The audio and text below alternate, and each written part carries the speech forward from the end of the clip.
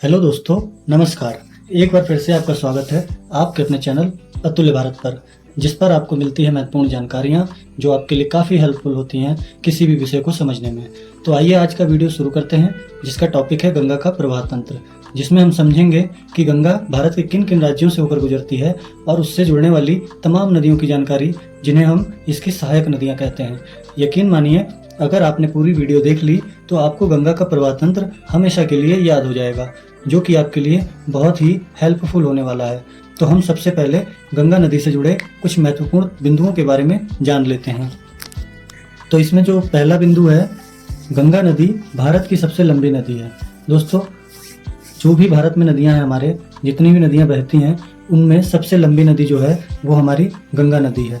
इसकी लंबाई 2525 किलोमीटर है और ये भारत की सबसे लंबी नदी है। इसके बाद जो दूसरा पॉइंट है वो है, गंगा नदी को वर्ष 2008 में राष्ट्रीय नदी घोषित कर दिया गया है। 2008 से पहले गंगा क्या थी? आम नदियों की तरह थी, जिसको मतलब कोई विशेष पहचान नहीं मिली हुई थी, लेकिन 2008 में इसको राष्ट्रीय नदी घोषित करा गया। ठीक है। अब इसके बाद हम अगले बिंदु पे आते हैं, तीसरे बिंदु पे। इसमें क्या है कि गंगा में पाई जाने वाली जो डॉल्फिन है उसको भारत का राष्ट्रीय जलीय जीव घोषित किया गया है। जो डॉल्फिन मिलती है हमारी गंगा नदी में, वो क्या है? भारत की अब राष्ट्रीय जलीय जीव है। और इसके बाद जो चौथा बिंदु है, उसमें गंगा नदी दो देशों से गुजरती है। एक तो हमारे भारत में तो गुजरती है, लेकिन जब वो भारत को क्रॉस करके जब आगे बढ़ती है तो ये बांग्लादेश में पहुंचती है। इस तरीके से ये दो देशों में सफर करती है। पहला भारत, और भारत से गुजरने के बाद ये बांग्लादेश में पहुंचती है, और उसके बाद ये बांग्लादेश से होती हुई बंगाल की जो खाड़ी है उसमें जाकर गिरती है। अब इसके अलावा जो अगला पॉइंट है, पांचवा पॉइंट, वो है गंगा नदी भारत के 5 राज्यों से गुजरती है। जो गंगा नदी है अपने उद्गम स्थल उत्तराखंड से होते हुए गुजरती है और 5 राज्यों को क्रॉस करती है, जो कि क्रम से उत्तराखंड, उत्तर प्रदेश, बिहार, झारखंड और पश्चिम बंगाल है। उत्तराखंड का जो गौमुख है और बद्रीनाथ और केदारनाथ, यहाँ से कई धाराएं निकलती हैं और अलग अलग नदियों के रूप में, और देवप्रयाग में एक होकर गंगा का स्वरूप धारण करती हैं। और ये उसके बाद हरिद्वार से होते हुए उत्तर प्रदेश में प्रवेश करती है, और उत्तर प्रदेश से बिहार, बिहार से झारखंड, झारखंड से पश्चिम बंगाल, और इसके बाद ये बांग्लादेश में पहुंच जाती है। अब इसके बाद अगर आगे की और बात करें तो इसमें क्या है कि गंगा नदी स्वतः स्वच्छ होने वाली नदी है। गंगा नदी एक ऐसी एकमात्र नदी है जो कि अपने पानी को खुद ही स्वच्छ करती रहती है। और इसका मेन रीजन क्या है कि ये कैसे स्वच्छ करती है? इसमें एक बैक्टीरियोफेज नामक वायरस पाया जाता है। जो इसका पानी है उसमें बैक्टीरियोफेज नामक वायरस पाया जाता है, जो कि इसके जल में उत्पन्न होने वाले कीटाणुओं को नष्ट करता रहता है, और इस वजह से नदी का पानी अपने आप स्वच्छ होता रहता है। एक रिसाइकल प्रोसेस चलती रहती है।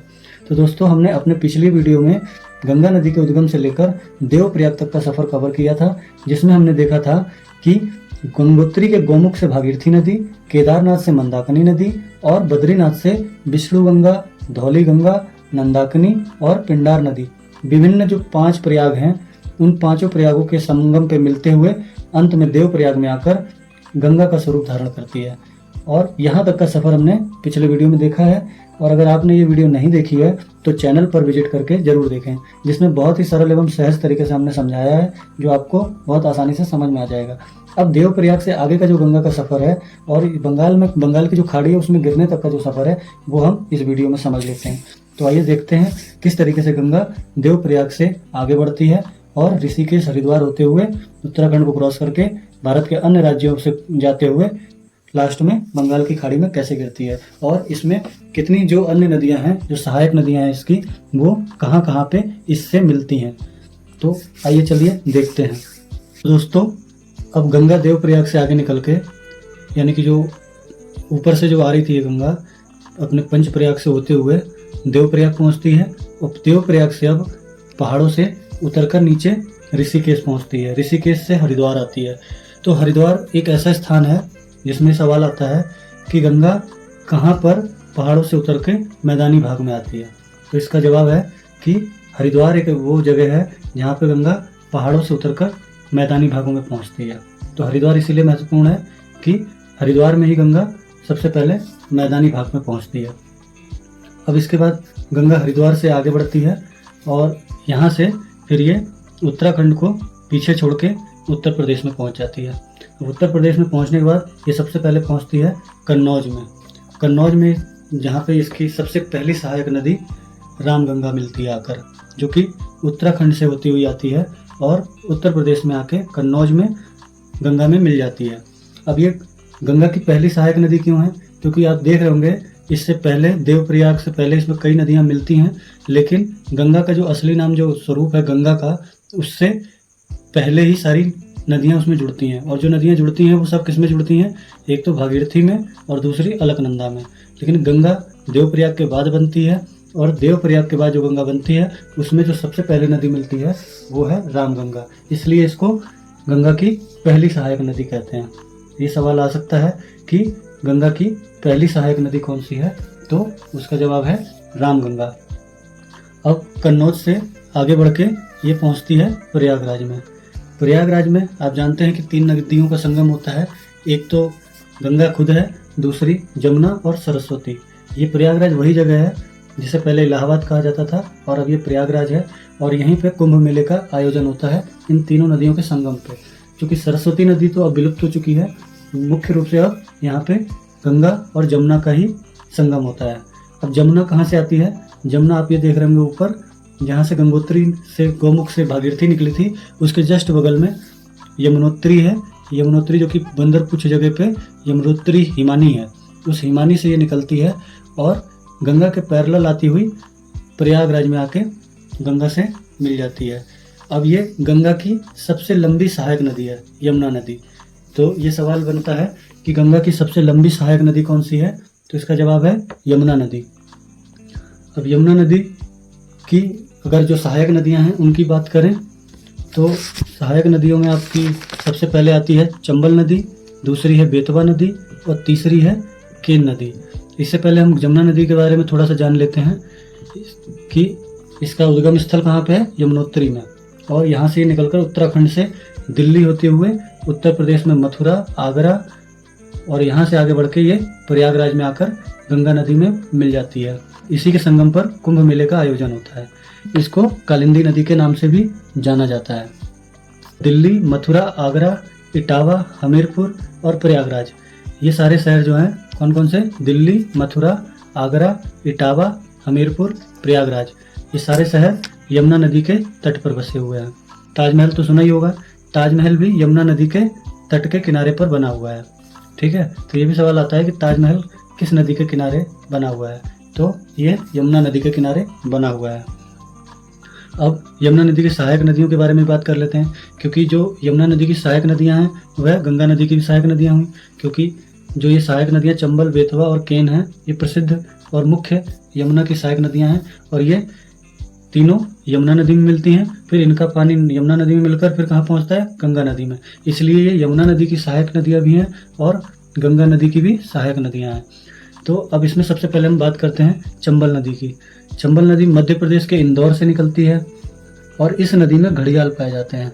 ये सवाल भी आता है कि किस नदी में घड़ियाल पाए जाते हैं, या इस तरीके से सवाल आ सकता है कि गंगा नदी के किस सहायक नदी में घड़ियाल पाए जाते हैं, या यमुना नदी के किस सहायक नदी में घड़ियाल पाए जाते हैं। तो जवाब है चंबल नदी। यह यमुना नदी की सबसे लंबी सहायक नदी है। जिस तरीके से गंगा की सबसे लंबी सहायक नदी कौन सी है? यमुना नदी। उसी प्रकार चंबल नदी यमुना नदी की सबसे लंबी सहायक नदी है। अब इसके बाद बात करते हैं बेतवा नदी की। ये भी यमुना नदी की सहायक नदी है और ये विंध्य पर्वत जो कि मध्य प्रदेश में है वहाँ से निकलती है और यमुना नदी में आकर मिल जाती है। अब इसके बाद आती है केन नदी। ये नदी भी यमुना नदी की सहायक नदी है और ये मध्य प्रदेश के कैमूर की पहाड़ी से निकलती है। कहाँ से निकलती है? कैमूर पहाड़ी से। मध्य प्रदेश में एक कैमूर पहाड़ी है, वहाँ से निकलकर यह यमुना नदी में मिल जाती है। ये तीनों नदियाँ जमुना में मिलती हैं और जमुना गंगा नदी में मिलती है। ठीक है, अब इसके बाद गाजीपुर में गोमती नदी आकर मिलती है। अब गोमती नदी क्या है? इम्पोर्टेंट सवाल है। अब गंगा की जो ये इकलौती ऐसी सहायक नदी है जो कि मैदानी भाग से निकलती है। अब तक की जितनी भी नदियाँ हमने देखी, राम गंगा है, केन है, बेतवा है, या चंबल है, या यमुना है, ये सारी नदियाँ कहाँ से? पहाड़ों से निकल कर आती है। लेकिन ये पहली ऐसी नदी है जो कि मैदानी भाग से निकलती है। कहाँ से? पीलीभीत से। उत्तर प्रदेश में एक जिला है पीलीभीत, उसमें एक फुलहर नामक झील है। उस झील से ये निकलकर आती है और गाजीपुर में जाके गंगा में मिल जाती है। तो ये सवाल बहुत महत्वपूर्ण है कि ऐसी कौन सी गंगा की सहायक नदी है जो कि मैदानी भाग से निकलती है। तो उसका जवाब है गोमती नदी। अब यहाँ के बाद गंगा उत्तर प्रदेश से आगे बढ़कर बिहार में प्रवेश कर जाती है। बिहार में पहुँचने के बाद इसमें जो बिहार में जो भी गंगा की सहायक नदियाँ हैं वो अधिकतर नेपाल से आती हैं। सिर्फ एक सोन नदी है जो कि मतलब भारत से निकलती है और पटना में जाके मिल जाती है गंगा में। लेकिन इसके अलावा और जितनी सहायक नदियां हैं जो बिहार में गंगा में मिलती हैं वो सब नेपाल से आती हैं। इसमें सबसे पहले हम छपरा की बात करेंगे, क्योंकि गाजीपुर के बाद गंगा जो है छपरा पहुंचती है। छपरा में दो नदियां नेपाल से आती हैं जो कि एक काली है और एक कर्णाली है। काली और कर्णाली जो नदी है वो नेपाल से भारत में प्रवेश करती हैं। अब यहाँ पे काली को भारत में शारदा नाम मिल जाता है, यानी कि काली भारत में शारदा कहलाती है। और जो कर्णाली है, कर्णाली भारत में घाघरा कहलाती है। और ये दोनों आके भारत में इनका संगम होता है और ये फिर संगम के बाद घाघरा नदी के नाम से आगे बढ़ती है और ये आगे बढ़ के सीधे छपरा पहुंचती है, जहाँ पे गंगा से मिल जाती है और यहाँ से गंगा फिर आगे बढ़ जाती है। और जब ये पटना में पहुंचती है तो इसमें पटना में आके सोन नदी मिलती है। सोन नदी जो है अमरकंटक पहाड़ी से निकलती है। अब अमरकंटक पहाड़ी कहाँ है? यह पहाड़ी मध्य प्रदेश और छत्तीसगढ़ के बॉर्डर पर है। इसमें कोई सहायक नदी नहीं मिलती है। अमरकंटक पहाड़ी से निकलकर ये सीधे आकर गंगा में मिलती है। ठीक है, अब पटना के बाद आगे चलते हैं और आगे इसमें आकर मिलती है सोनपुर में गंडक नदी। यह गंडक नदी भी नेपाल से आती है और आकर सीधे सोनपुर में मिल जाती है। फिर सोनपुर के आगे चलते हैं। जब आगे गंगा सोनपुर से जाती है फिर एक जगह पड़ती है कुर्सेला। कुर्सेला में एक नदी आकर मिलती है कोसी नदी। कोसी नदी भी नेपाल से आती है। नेपाल से जो कोसी नदी आती है वह क्या होती है, अपने रास्ते को बहुत बदलती है और इसी कारण ये बहुत ही कुख्यात मानी जाती है। बिहार में इसके रास्ते बदलने के कारण ही हर साल बहुत ज़्यादा बाढ़ आती है, जो कि बिहार को बहुत ज़्यादा नुकसान करती है और इसी कारण इसे बिहार का शोक कहते हैं। तो बिहार में जो बहुत ज़्यादा तबाही मचाने वाली नदी है वो कौन सी है? कोसी। इसका मुख्य कारण क्या है? ये अपने रास्ते को बहुत बदलती है। कभी इस रास्ते से निकल जाती है, कभी दूसरे रास्ते से निकल जाती है और जिस रास्ते पर निकलती है उस रास्ते पर तबाही मचाती है। तो इस तरीके से गंगा का बिहार का सफ़र पूरा हो जाता है। इसमें एक नदी जो है सोन नदी है, जो कि भारत में ही अमरकंटक पहाड़ी से निकलती है, जो कि मध्य प्रदेश और छत्तीसगढ़ के बॉर्डर पर स्थित है। वहाँ से निकलकर पटना में मिल जाती है गंगा नदी में। और इसके अलावा जो बाकी की 4 नदियाँ हैं, काली, कर्णाली, गंडक और कोसी नदी, ये चारों कहाँ से आती है? नेपाल से। नेपाल से होकर आके गंगा में मिलती हैं। तो ये सवाल आता है कि काली, कर्णाली, गंडक, कोसी नदी कहाँ से आके गंगा नदी में मिलती हैं, या काली, कर्णाली, गंडक, कोसी नदी किस देश से आके भारत में मिलती हैं गंगा नदी में। ठीक है, अब इसके बाद बिहार का सफ़र पूरा करके जो गंगा है वो कहाँ पहुँचती है? पश्चिम बंगाल में।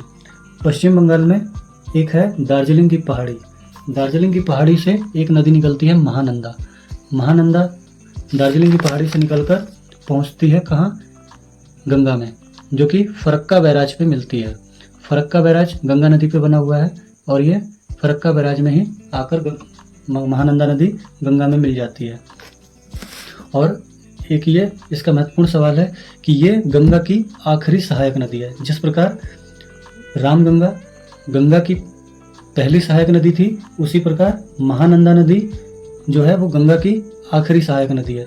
क्यों? क्योंकि आगे इसके बाद गंगा 2 भागों में विभाजित हो जाती है और यहाँ पे गंगा का नाम समाप्त हो जाता है और इसकी जो 2 धाराएं हैं वो एक हुगली नदी के नाम से प्रसिद्ध हो जाती है और दूसरा पद्मा नदी के नाम से प्रसिद्ध हो जाती है। तो हुगली नदी जो है पश्चिम बंगाल में आती है और जो पद्मा नदी है वो चली जाती है बांग्लादेश में। अब यहाँ पे जो भी गंगा है, गंगा के ही 2 भाग निकल गए, 2 धाराएं निकल जाती हैं और उसको 2 नए नाम मिल जाते हैं, एक तो हुगली नदी और एक पद्मा नदी। तो हुगली नदी और पद्मा नदी दोनों ही गंगा का ही भाग है, इसलिए पश्चिम बंगाल में गंगा को हुगली नदी और बांग्लादेश में गंगा को पद्मा नदी कहते हैं। और हुगली नदी के किनारे ही कोलकाता शहर बसा हुआ है। तो ये सवाल भी बनता है कि कोलकाता शहर किस नदी के किनारे बसा हुआ है? तो इसका जवाब होगा हुगली नदी। अब हुगली नदी में आगे चलकर एक नदी जो आकर मिलती है वो है दामोदर नदी। दामोदर नदी को बंगाल का शोक कहते हैं। जैसे बिहार का शोक कोसी नदी को कहते हैं, उसी प्रकार दामोदर नदी को बंगाल का शोक कहते हैं।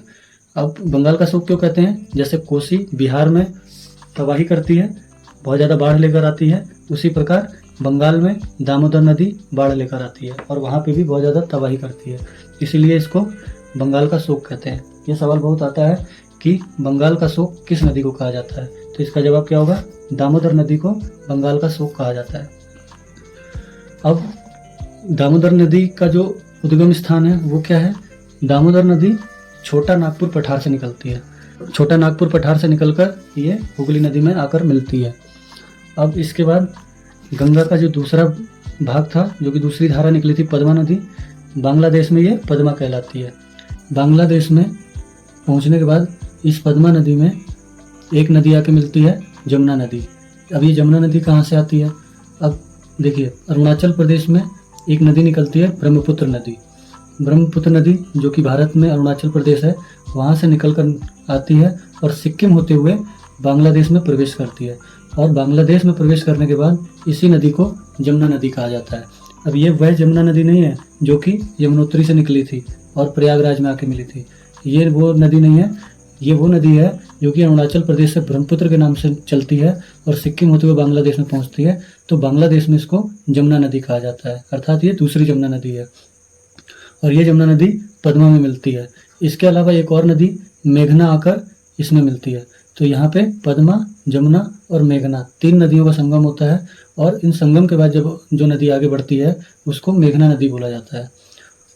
और यही मेघना जाकर समुद्र में गिरती है और समुद्र में एक बहुत बड़े डेल्टा का निर्माण करती है। इस डेल्टा को सुंदरबन डेल्टा कहते हैं। सुंदरबन डेल्टा दुनिया का सबसे बड़ा डेल्टा है जो कि 54 द्वीप समूहों से मिलकर बना है। समझिए कितना बड़ा है, दुनिया का सबसे बड़ा डेल्टा है और 54 द्वीप समूहों से मिलकर बना हुआ है। यह भारत और बांग्लादेश 2 देशों में बंटा हुआ है। इसका कुछ हिस्सा भारत में है और कुछ हिस्सा बांग्लादेश में है। तो इस प्रकार गंगा का सफ़र यहाँ पे समाप्त हो जाता है। तो दोस्तों, आशा करता हूँ आपको ये बहुत अच्छी तरीके से समझ में आया होगा और अगर फिर भी कहीं कोई कन्फ्यूजन है तो आप कमेंट करके पूछ सकते हैं, उसका रिप्लाई आपको देंगे। बाकी वीडियो अगर पसंद आई हो तो लाइक करें और चैनल पर नए हैं तो सब्सक्राइब करना बिल्कुल भी ना भूलें। धन्यवाद।